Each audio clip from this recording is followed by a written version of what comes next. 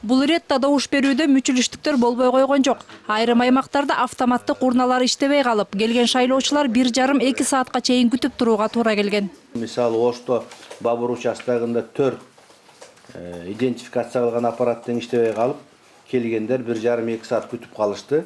Бирок анын баары оңдолуп, ушу күндө шайлоо жүрүп атат. Кээ бир жерлерде автоматтык эсептөөч урналарды эртең менен баягы человеческий фактор болуп жакшы ете албай коюшту, бирок негизинен жарым саат, 1 сааттын ичинде биз бүт республика боюнча системалык администраторлорду, специалисттерди жибергенбиз. Белгилей кетсек, учурда республика боюнча шайлоого 24 партия катышып жатат. Алардын ичинен 7% тосмодон өткөндөрү гана мандат бөлүштүрүүгө катыша алат.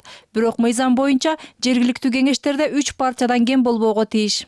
Азыр мыйзам боюнча 7% тосмодон 1 партия өтпөй калса дагы, биринчи 3 партия эң көп добуш алган.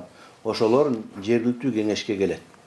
Эгерде бир эле партия 7%тан өтүп калса, дагы 2 көп добуш алган 2 партия кошулат.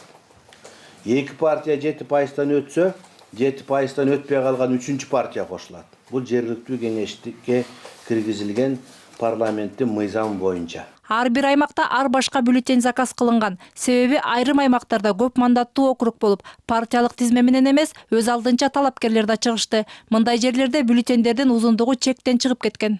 Эң көп кандидат чыккан участок бул Милянфан болду. 11 мандатка 91 киши чыкты кандидат болуп.